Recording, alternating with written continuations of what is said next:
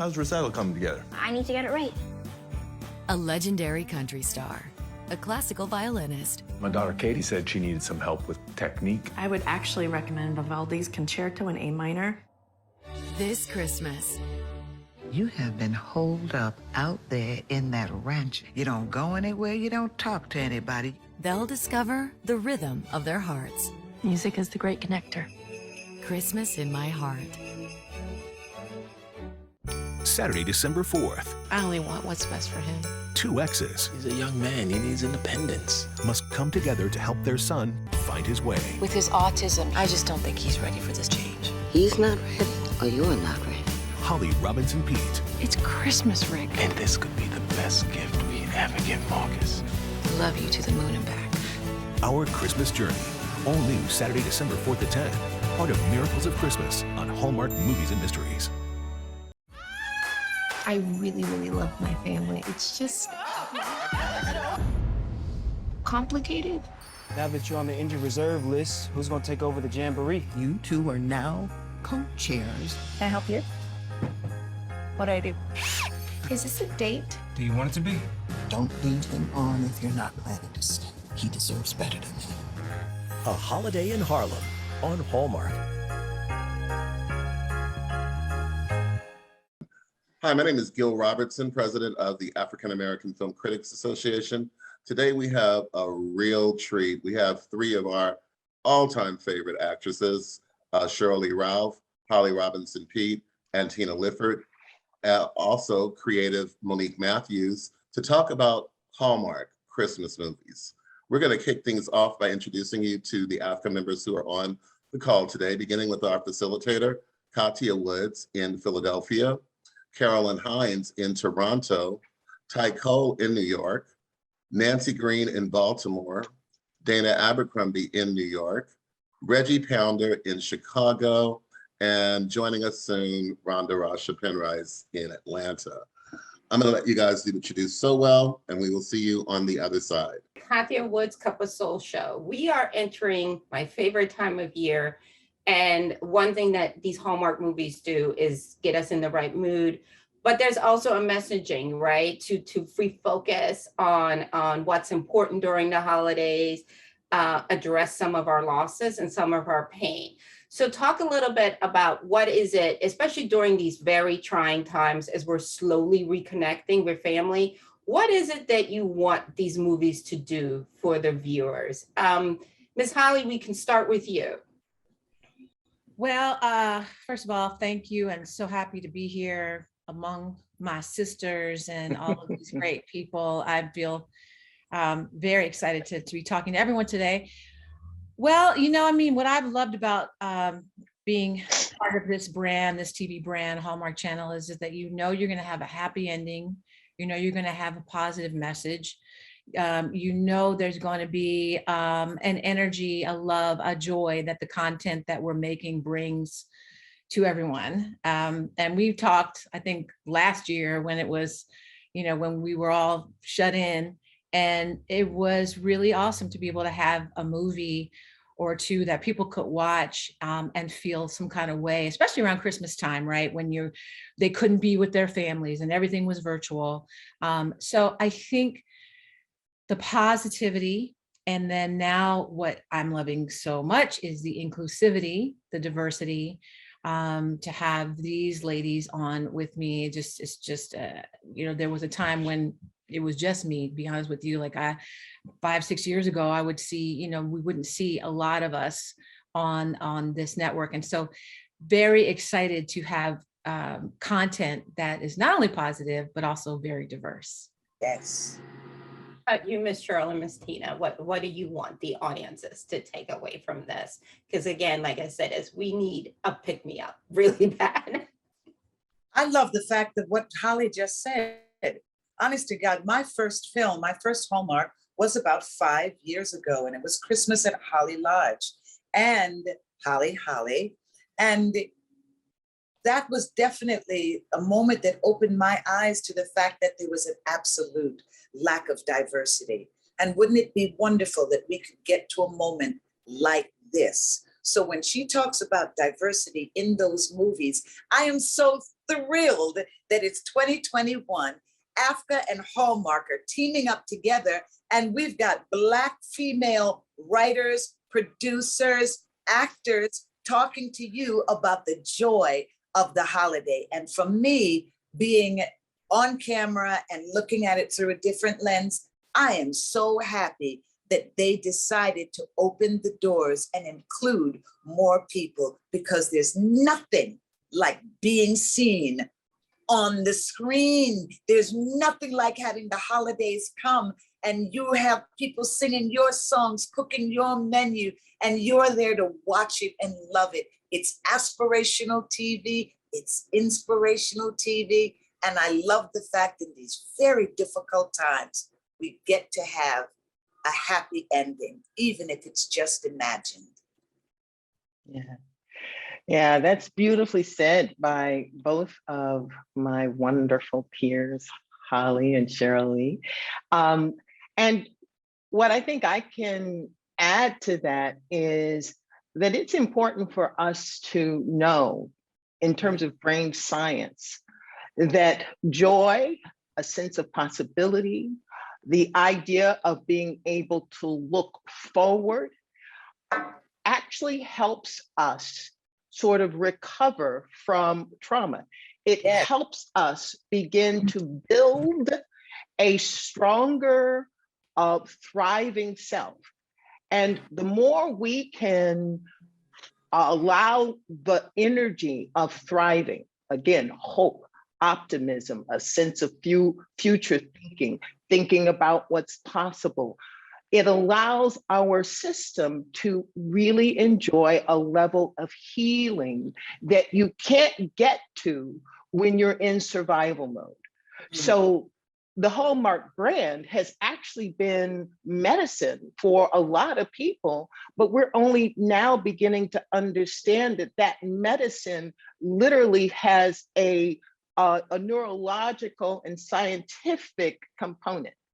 And the more we know that, the more it's incumbent upon, creators and producers to make sure that our viewing audiences, all of them, the entire range, is experiencing more of what can uplift us to balance out all of the stuff that is supporting our default survival way of being.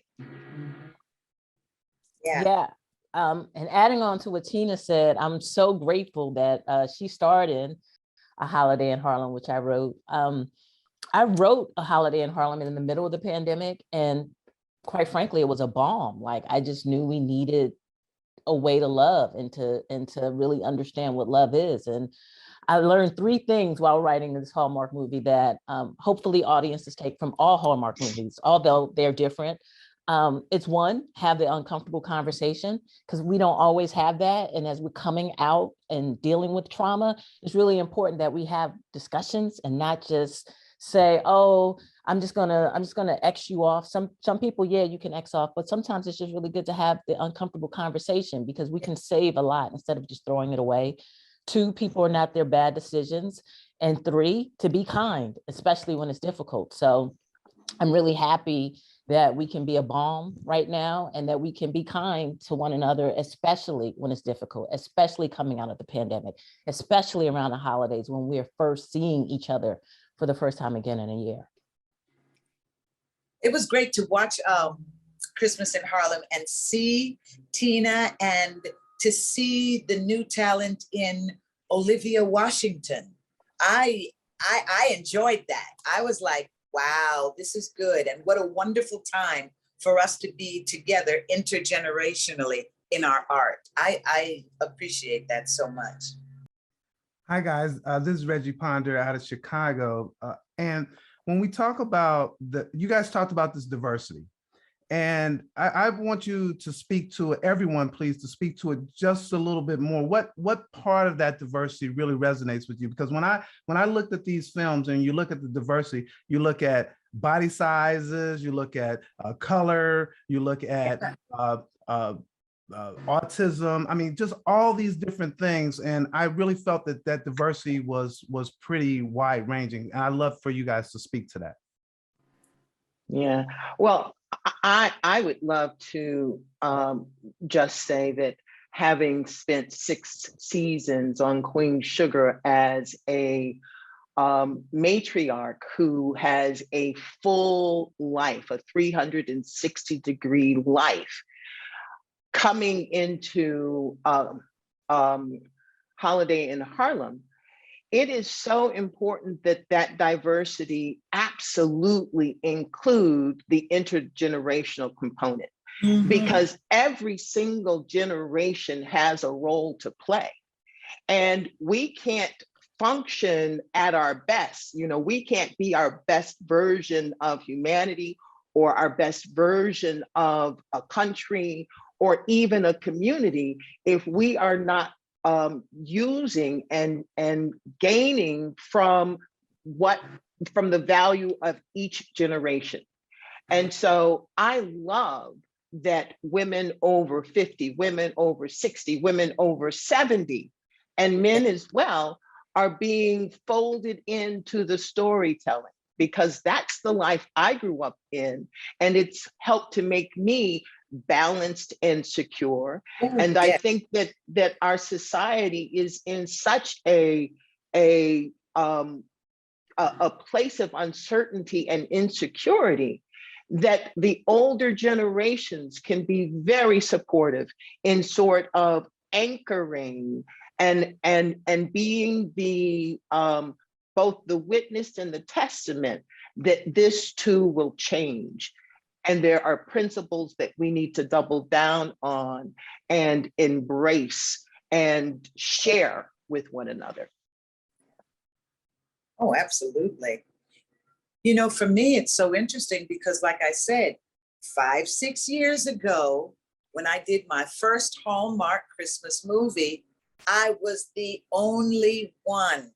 I was the only Black person in that script, in that cast, in that group of people, you know, and I thought to myself, wow, wouldn't it be nice if this brand opened up to other people? And I chose to be a bit vocal in saying that. And in just 5 to 6 years, when you talk about diversity for this brand to have literally opened a door that for a lot of us seemed very sealed shut. And now we include Black folks and other BIPOC people. We now include gay and straight people together in a family. We now include multiracial children dealing with grief and how they present in the country, because my latest film, Christmas in My Heart, is about my daughter, young Black woman, dies of cancer early, has married a white country singer. They have a child, my grandchild, and she is now at an age where she is looking in the mirror and doesn't know what she sees. And I was given many opportunities to help speak to what that child, who is probably watching the show, you know, watching the movie with their parents, and how she's going to deal with her hair, with her skin, with her voice in school. And I was like, wow, 5 years ago, I would not have thought that we would be at that place at all. So whatever's going on in Hallmark and the moves they're making, I'm thankful because I'm seeing diversity, especially when it comes to us. Was it hard to get somebody to do my Black hair? Yeah, but that's a whole nother. I just want to echo what Sheryl, first of all, I want to just step back and tell Monique and Tina how much I loved your movie. And I want to echo what my sister Sheryl Ralph said, because I had the same experience. I want to say it was 2015 when I did my first movie. It was just a couple years before hers. And if you would have told me, based on the fact that I was the only Black person on the cast list, on the call sheet, that, you know, years later, I would be doing not only starring in, being #1 on the call sheet, but a diverse movie. And to your point, Tina, multi-generational, with Aloma Wright, who played my mother, love her. And also doing a dream project, which was autism. So I've been pitching this autism movie for years to Hallmark Channel, just saying, guys, we have got to tell these stories. So we found a young Black actor with autism to play the part of a child with autism. So we checked a lot of boxes on that. Like, that was very important. Like, we knew we were not going to do a movie about someone with autism with that. My son wanted to play him, but RJ's too old now. Because, you know, RJ, honey, if it's a check, he would be like, yeah, I'm coming, I'll do it. Love his little paycheck. But I'm like, honey, you're too old. You're coming for it. We need an 18-year-old. But the good news is that is progress. So you hear a lot of networks and hear a lot of brands saying, oh, we're going to do this, that, and the other. But now we have the actual movies to prove it. And so that's a great thing. Reggie, thank you for asking that question. Mm-hmm. Yeah, and just picking back up on what everyone is saying, when I wrote A Holiday in Harlem, I was home in Harlem in December 2019, and just kind of knowing the dictate of Hallmark, how it's about a big city girl who goes back to, you know, a small town and rediscovers whatever it is that she's missing to allow love in a new way. I just was walking around, I was like, Harlem is a small town. I mean, with the Great Migration of the early 1900s, when Black people came from the South, from North and South Carolina to Georgia and migrated east and went to Harlem, like, that's the Harlem that I know really well. So the beginning of the film, when we have the mailman walking through Harlem, was how I wrote the film. It was like what I actually saw during Christmas while I was home. So that was really, really, really important. And as far as scenes go, I knew that writing this specific, culturally specific film, there are other, you know, other stories. One of the things that I love that Holly says is, when you've met one autistic person, you've met one autistic person. And there's no one Black experience, but I did understand cultural specificity. And the intergenerational, multi-generational thing was really important for me, because I know how well revered Black grandmas are in our society. And I really wanted to capture, like, that mac and cheese scene. Like, I knew audiences might be a little skeptical. They're like, I don't know if Hallmark is really going to come with something that's culturally specific that speaks to all of us. But I was like, we got two tests, either who brought the potato salad or who brought the mac and cheese. So if we get that scene right, audiences will trust us and they'll move with us. And I've just received so much great feedback from that. And I just love Tina, Opal, and Olivia in that scene, and how much fun they have. And it's just, that scene just means so much to me. So in terms of the intergenerational and culturally specific, I'm just really grateful that Hallmark really was willing to tell an authentic, true story. Yeah, shout out to Hallmark Channel for doing that, because I mean, I've had that same experience. I did a movie with Patti LaBelle, and there was no scene with her cooking. I'm like, wait, how are you gonna have Patti LaBelle in a movie and there ain't no pies nowhere? What are we doing here? So, and they hear that, and they've heard that, and it was a little bit of there was really no pushback, but that's what networks that want to grow and really want to be truly inclusive do. So I'm very thankful to them for that.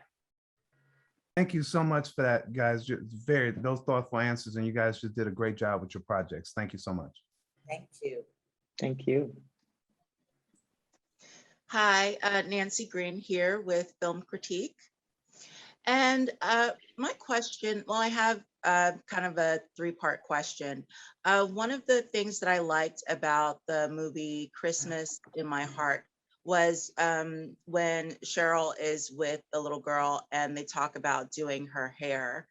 And I just thought that was very sweet, because you don't see that a lot in movies with interracial relationships. A lot of times that's something that they tend to glaze over.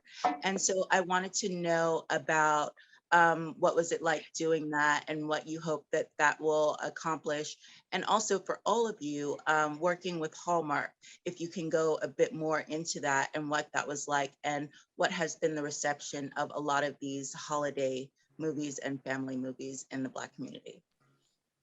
Thank you for the question. You know, for me, with Christmas in My Heart, when I got the script, and you know, you read your script once, twice to really take in what it is all about truly. And the scenes between myself and my granddaughter and what she was going through, there were certain things that were missing. And I was very happy that the people I was working with were completely open to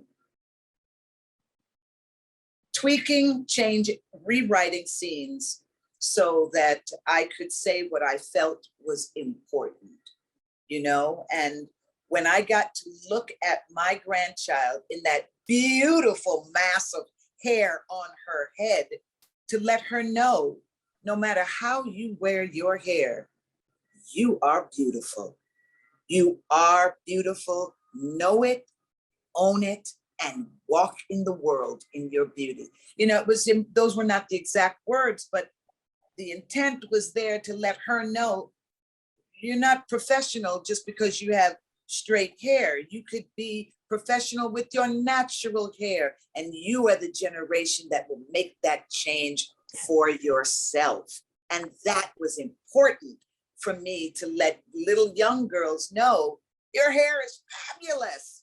Do your hair. Learn how to love your hair. There was also a thing where the little girl said she was upset because she didn't know what to do with her hair. She didn't know how to care for her hair.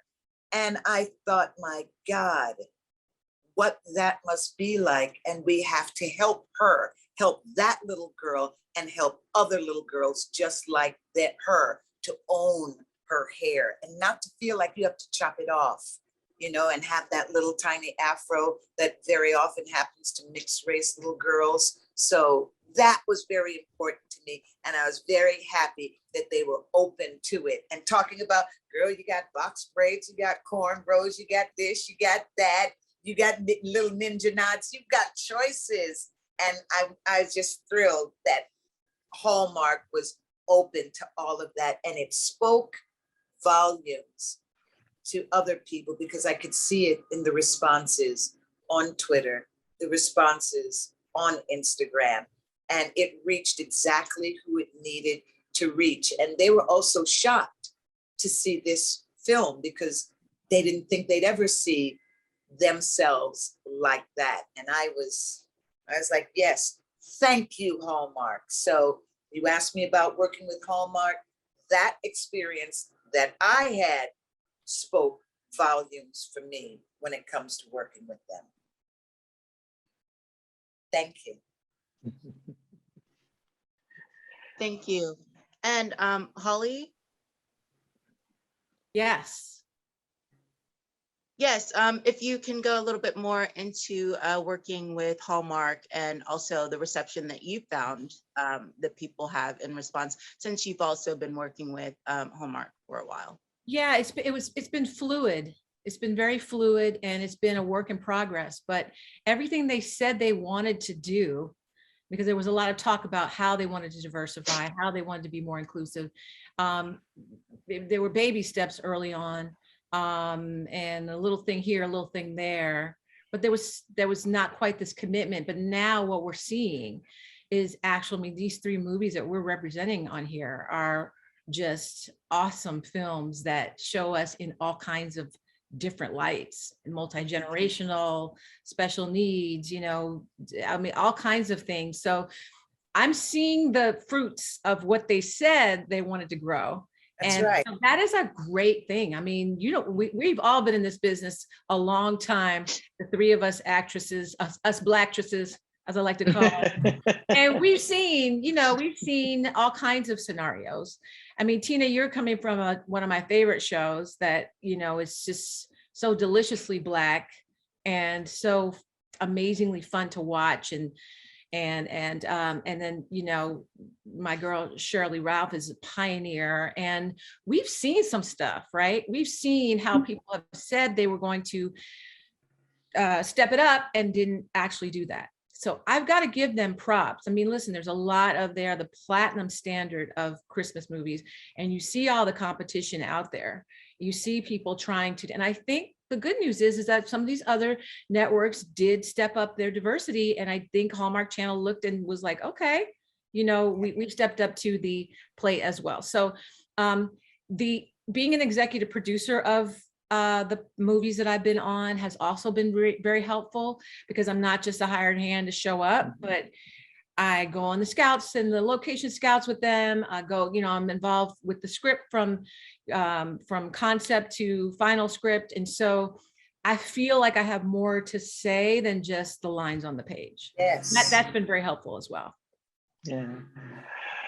Yeah, and I'm really happy to hear of your journey with Hallmark, Holly, because I think I was impressed by the amount of work that had been done before I made it to the set. Then clearly the number of conversations, sensitive conversations and culturally specific conversations, those conversations were had before I got there, which is why we wound up with such a wonderful script.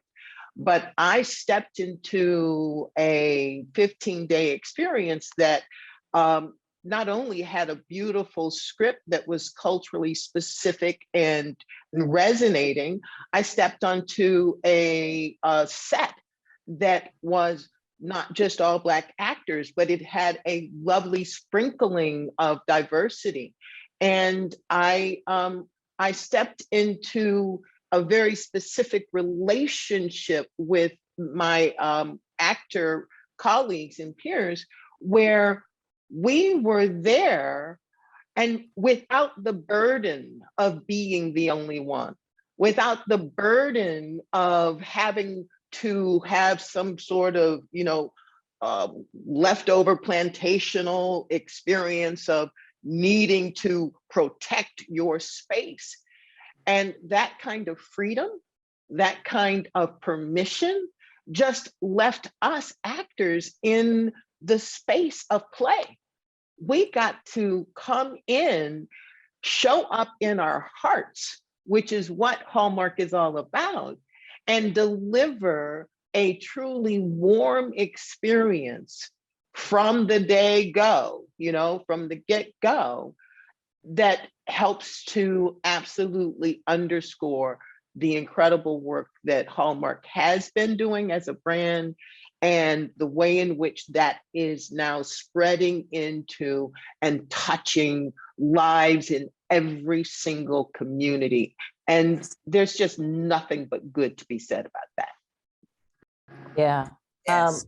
Yeah, piggybacking in terms of the creative experience and starting very early with the script. There have been scripts that I've written the whole script, stories I've written the whole script for. This was just a treatment. It was a 2-page treatment that Hallmark fell in love with. I had 2 different networks who were competing for it. And I'm really happy it ended with Samantha DeBeppo and the Hallmark team, because we just had a lot of great, honest conversations. Like, one, why would the mac and cheese scene be really important? 2, in terms of Harlem, like, they wanted to make sure that it was inclusive of all the experience in Harlem. Like, it's not just a Black Southern experience, it's a Caribbean experience, it's a Dominican experience. There's so many different, in terms of inclusivity, even within that small community. And Samantha and her team and my producers, we had those difficult conversations. In fact, you see that, like, there's a Caribbean restaurant. Jasmine is supposed to go to the Virgin Islands. And I know that Sheryl is from Jamaica. I'm from St. Croix, the US Virgin Islands. And so It was great to show different types of people from the Caribbean and talk about that, because they were really interested in that. And so I just decided to make that a plot point, where they were like, well, what other types of food exist? And so then that became the Black Party. That became, well, that's the huge thing that Jasmine kind of has to overcome, that we incorporate all the food. So when we had those conversations, instead of shying away from them, which is why I said you have the uncomfortable conversation, they became plot points. And going on set, it was wonderful that they wanted me on set. So I was there for pre-production, I was there for production. And I'm getting feedback now about our costume design, Lorraine Coppin, because she was incredible. She's amazing. I love the way she told stories through costume. We had a Black hair and makeup people, and they were just really concerned with making sure that Amber and Tiffany, they really wanted to make sure that Tina and Olivia and everybody else just looked lit, and they did. And it was just, that was wonderful. Yeah. And I'd have to send a shout out to Keith Powell, who also is Black, and he's our director, you know, Yes. and I have stepped onto many a set in a Black storyline and been directed by, you know, people who didn't look like me. So again, just a sensitivity and a inclusiveness that spoke from the very beginning all the way through as a lovely thread through the project. And again, I want to give Hallmark credit, because when they hired Keith, they had me on the call when they were going out to casting. They sent me the list. It was just, they really included me every way through. They really wanted a really authentic experience, and I just really want to say thank you. You know, it's interesting. I just want to piggyback up when you talked about, you know, getting that support. We shoot a lot in Canada. So I've shot every one of mine up in Canada. And usually in certain parts of the country, you can find people to do your hair, your makeup. We were in Montreal doing this movie. There was nobody. There was nobody. And we all know that when the humidity hits the hair, it is a whole nother situation. And I was like, we got to have somebody there who can do the hair. And they were letting me know there was nobody. So I went on a search. They joined me on the search. There was nobody in the union. They found one person, one Black female who might possibly be able to get into the union to be able to do our hair. Wow. So that's how one Black person is in the union, because Hallmark helped me find that one person who's in the union in Montreal now. And they even sent a letter to all of us to say thank you, because another Black girl asked for a Black person to do her hair, and they did have one person that was available. So I thank Hallmark for taking up that journey with me as well, because it's important for me and the one who came right behind me. Wow, thank you guys so much. This is fantastic. And with the hair, I especially thought that was really good, because I've never seen that before. And I didn't know that so many Black people thought that things like straight box braids were unprofessional. I mean, I've heard it outside, you know, other people, but not within the Black community. So addressing that and the other things that these movies address and kind of bring forward, I think that's really important. So and with that, I mean, I remember I've been getting a lot of feedback for Holiday in Harlem, and they knew people like, oh, I knew that Olivia or Jasmine liked Caleb because her hair started changing. Oh, she got her hair done. Oh, this is a date. It was like our hair tells the story. And so it was really great to have that. Nice. Thank you guys. Thank you. Hi everyone, Carolyn for Stories What Happened at Karen Talks podcast. So my question is going to be for everyone, but I'm going to start with Monique, because I want to talk. We've been talking about representation, of course, of Black women on here, but I want to talk a bit about body image, because the thing that I really love about Holiday in Harlem is that our leading lady is a plus size, dark skin Black woman, which is something that rarely happens, not only I would say in Hallmark films, but in Hollywood in general. So Yes. unless you have a very specific story being told, even by Black creatives, we rarely get to see plus size dark skinned Black women be the protagonist, be the leaders, also be the main love interest as well. Usually that's reserved, you know, for the comedic role and for, you know, like the emotional support friend. So I want to talk to you, Monique, about creating a story with a character like Jasmine, and also the fact that her love story doesn't compromise her career, because again, this is a trope with like these kind of films in Hallmark and even with like Lifetime and other networks, where if the woman has a high paying job in the city, she goes back home to a small town and she ends up sacrificing her career because she wants to find love back home. So she stays home and has to give up her high paying job. But we don't have that here, because as you said in Harlem, and Harlem is kind of like a small neighborhood. So we have this woman who is able to have her love and her career and her family all in the same place without sacrificing or compromising any of that. So can you talk about that story? And then for all of you ladies to talk about just body image in Hollywood and how you've been able to stay true to yourselves as Black women and Black women, like we talk about it here, but just like being true to yourself as like in your full bodies and knowing who you are as Black women in this industry. You know, I wish I could take the credit for Olivia, but she was just number one on the casting sheet for Hallmark. Like and when I met her, I just was so excited to see a normal looking Black woman be the lead and the love interest, and someone who people, you know, she is the love interest. She is who we're all looking for. So I wish I can take credit. That was just Hallmark's direction. And in terms of just constructing Jasmine, it was just, you know, just based upon women that I know. And, you know, one of the things that Hallmark is really clear, that was really clear with me on, is that the protagonist couldn't leave her high-powered job for a man. That wasn't about it. And in our story, Jasmine's journey is really everything. She's a fixer, and she moves because, you know, so much of her childhood, like many people, regardless of ethnicity, has been unstable because she's a child of divorce. And so in terms of, you know, dealing with that, she's had a very traditional fight or flight response where she just takes off. And we were able to just kind of deal with that and walk with that through the film. And once that's healed, particularly when she goes through that rites of passage of learning how to do that mac and cheese, yes, I'm hitting that beat again.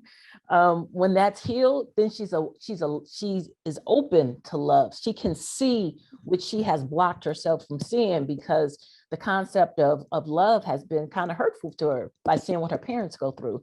So she's already had the job. It's really about, and I also found through my experience, it wasn't just about Jasmine finding love with this guy.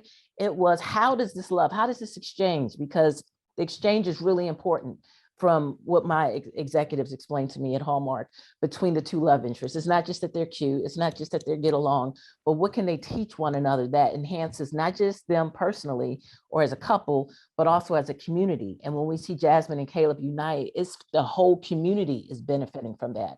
So that's another thing that I learned just writing that. So it was a challenge in the best possible way. I also really love that I was able to construct a character and characters who Jasmine's issues with love happened to do with her parents, which everyone could deal with, and it wasn't rooted in some type of Black trauma. That was really, really important for me, and something that I'm really, really excited about.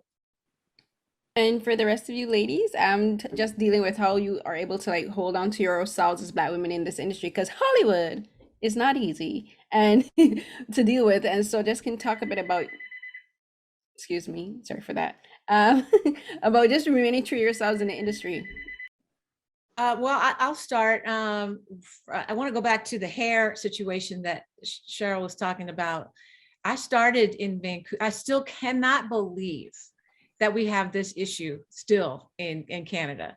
I started working in Vancouver in 1986 on 21 Jump Street. So like, I feel like it's my second home. I've been going there for 35 plus years. The first day I landed on that Jump Street set, of course, there was nobody Black in the union, or no one Black that could do my hair or my makeup.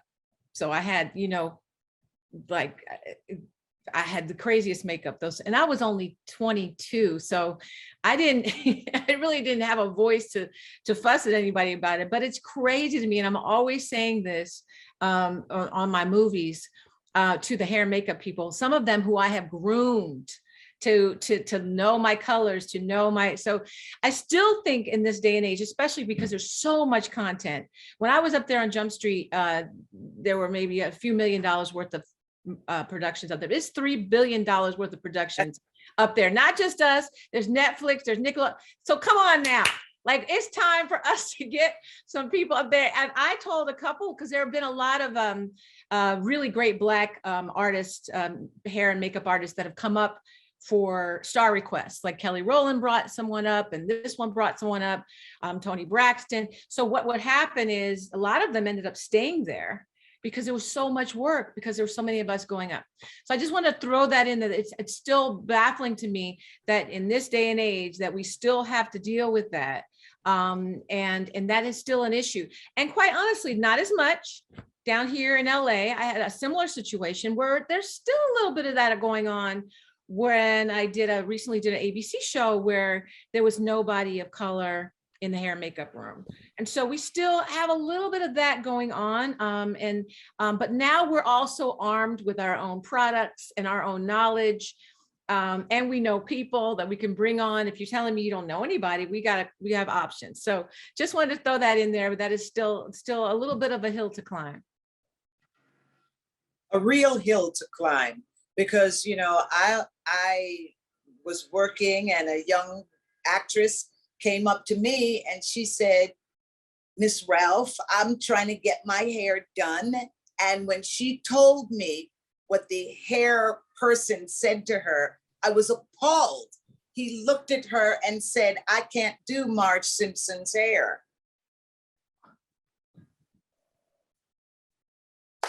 And I said, is this 2021? Are we dealing with that? And who has the audacity to say that to another human being? And there was nothing wrong with her hair. You know, we would have all looked at her hair and said, "Honey, give her some spray and some shine, pat it, we're fine." No big deal. So it has been a fight from day one when you talk about trying to hold on to yourself. And I thank God that I came from theater. So coming from theater, from Broadway, having done Dreamgirls on Broadway, which turns 40 this year, amazingly, which is so hard since I'm only 41 myself. But when I think about the fact that I came to the industry knowing how to do my face, I came to the industry knowing what to do with my hair. So I was that person, and there's still many just like me, just like Holly. You know, we can be in our own dressing room and do our face and come out and somebody else takes the credit for it. But that's because we've been able to grow and know ourselves. So I'm able to hold on to myself better because I know me. I love me. I like black straight hair me. I love happy nappy curly me. I love black weave me. I love black braid me. I love all of that. And I'm not afraid to fight for all of the parts of me to bring her to the screen, because I love me just the way I am. And that for me has made all of the difference. I love me just the way, black, dark skin, full lip me. I love me just the way I am. Yeah. We love you too. Yeah. I love hearing that, Sheryl, because I have been asked at different times, or I have said, and I've seen shock on some people's faces. Those people are always white people. That if in fact I could choose, you know, to come back, who would I come back as? Or, you know, what race would I come back as? And every single time, hands down, I would come back a Black woman every single time. You know, I absolutely love being a Black woman, and I love being Tina Lifford. And I think that there's a quote, it happens to be mine, but it just says so much about my sense of purpose in all that I do. And the quote is, when you know yourself, you are empowered. When you accept yourself, you are invincible. And we live in a society that is full of ignorance, and it is constantly bumping up against and trying to erode one's sense of self. And when I first stepped into this business, a friend was doing a news show and he hired me to do that. He wasn't paying me any money, but at any rate, I was to be that news anchor. And I sat down in that chair And I couldn't be Connie Chung or Barbara Walters. That was not my calling. I did not have that resonance. I was not a fit. I knew that I was a fit for being an actress. I was a fit for leading with being able to share different emotional truths. That's what I was a fit for. And so my career has been being purposeful in making sure that every single opportunity that I have to be in front of the camera, it is to affirm women I know who feel the way this character feels, women I know who look the way I look. And I'll tell you a secret, and this literally is a secret. No one knows this, but now everyone will.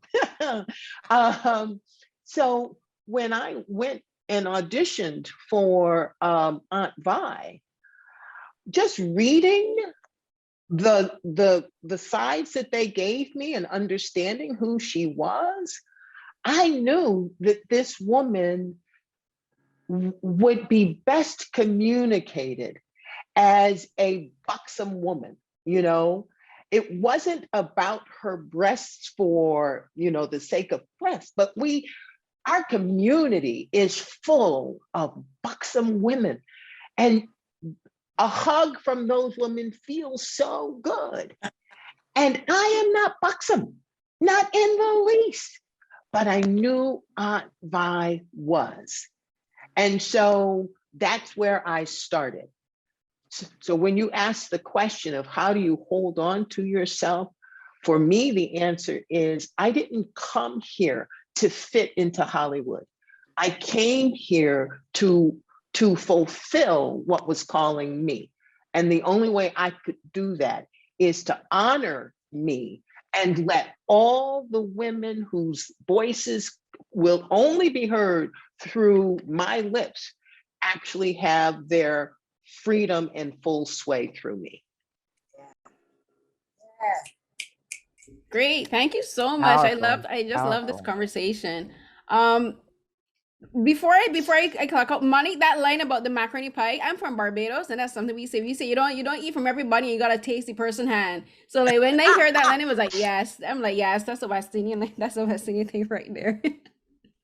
Yeah, one of our makeup people, she called it macaroni pie, and I think she's from Trinidad. So that was great. Yeah. Yeah, we say macaroni pie. We don't say mac and no, macaroni pie. Thank you so much for joining us, for talking about these movies and the importance about it. When I was growing up, you know, Hallmark Channel, their movies look the same, they sound the same. And anytime there was like a struggle, it was, you know, Pa died last Christmas, and then we moved on. My question for everyone, especially for Ms. Monique, the writer, how do you balance bringing real life issues that people face every day with also celebrating the Black joy? Joy is my protest. Like, I'm really clear. Like there are many ways that we can protest, and holding on to joy in the middle of everything that attempts to strike down our humanity is a very clear way to protest. So, you know, in terms of what I bring, one of the things you need that I understand as a storyteller who wrote this particular movie for Hallmark, is that this is home. A lot of, not all of them, but a lot of the movies that I've experienced are man versus self, or woman versus self, and overcoming something within yourself so that you can be more full of yourself that comes out in a relationship with love. And so understanding that helped me build the character and build the other characters, because I didn't want it to just be about the protagonist, Jasmine. I wanted to make sure all the characters were rich and three-dimensional. And I just wrote people that I know. I wrote me, I wrote people that I love. I wrote just, you know, how would people respond in this moment? Again, have the uncomfortable, have the difficult conversation. People are not they're bad mistakes. Like, let characters make bad mistakes and work through them. You know, they don't have to be perfect. They just have to be human. You know, so that's really my approach. Yeah, I actually want to high five Monique for her script, because you know, in my life outside of acting, I'm very passionate about what I call inner fitness. And her script is full of inner fitness or growth moments. And I'll just, highlight a couple. Our lead character, Jasmine. Jasmine is running, and it looks like she's succeeding. And she's making money, she's, progressing in her career, so on and so forth. But there is unresolved hurt and pain that she won't take a look at. In fact, she's gonna dive even deeper into work because the stuff that needs to be looked at feels so painful and big that she would rather run and go from country to country to country than to stop and have to face herself or face that box, what she thinks is Pandora's box. And the script, in a really beautiful way, forces Jasmine to have to stop. And the truth is that all of us, there's unresolved stuff inside, and we have been taught to run. But the truth is that when we stop, that's when the power actually begins to expand inside of our lives. The Caleb character, the love interest, he is solid. He's the kind of man you want to lean into, but his inner fitness, growth line is that he's resistant to change. He's afraid of stepping out and risking more, of actually moving more towards his more capable and more worldly successful self. And so he has to confront that. He has to confront that piece of him that is literally willing to do it the way it was done by his parents for the rest of his life, rather than face his own fear. We all have fears. And this movie gives us an opportunity to see that facing them is really where the gift and the power comes from. And I think that it's particularly wonderful that the oldest character, the character I play, Mama Bell is so sure she knows, and so often in our community, we men and women, but Black women get the reputation, of not listening necessarily and not having a pliable heart. And Mama Bell, she was sure that the way she was doing it was the way it needed to be done. And yet in her growth, she realized, okay, so maybe if everybody is saying that this isn't fair, then maybe I have to stop and at least listen. And in doing so, she was able to make room in herself for change. That is the power of filmmaking. It's the delicious part of, Holiday in Harlem. And kudos to Monique for having done the kind of work inside of herself where she could take that. It's a complicated journey. And for her to be able to take that complicated journey and share it with us without proselytizing or beating anyone over the head is just beautiful. Oh, thank you so much, Ms. Tina. I do want to say, and I call everybody Miss Livy, Miss Tina, just because I'm so grateful.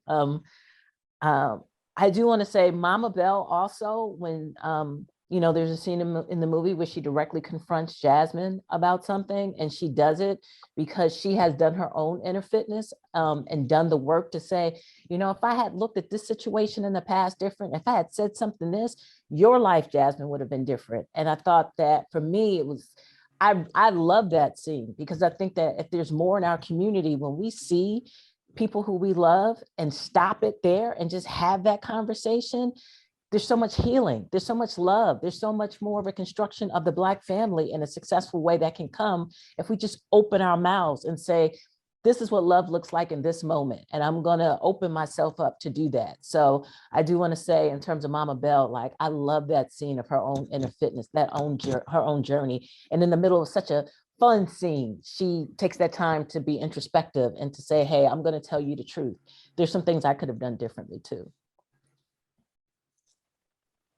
You know, in doing Christmas in My Heart, it was so wonderful to be able to deal with the grief that a lot of people are dealing with during the holidays, especially during these COVID holidays. And to be able to actually give people some healing tools, to me was great. And it, you know, we make movies, we do, you know, what we do in entertainment, and sometimes you get to hear from people right away the impact that you have had on them, and the way people responded on social media about having to deal with their grief and the things that were offered to them, you know, the ability to let go, like Tina said, to face it, to work on it, because that's the only way you can get better. It's the only way you can get healing, is to either rest or set that bone properly, you know, reset that bone, you know. And that was one of the greatest feelings I got, aside from addressing, you know, our hair, our skin color, and who we are in the world and how the world sees us. And, you know, it was very interesting to be in a world that was Jewish at Christmas, but talking about Hanukkah. And, you know, my next thing was, well, wait a minute, where's my Kwanzaa candle, you know, candle set here? And it was just a great overall experience, being able to bring all of those different cultures together once again, you know, with Christmas in Harlem. And I appreciate my cast and my young director. It was all very well done. We had a lot of work to do, and we were able to do some heavy lifting. So thank you all. Thank you all more. And girlfriend, I'm so proud of you, Moesha, baby.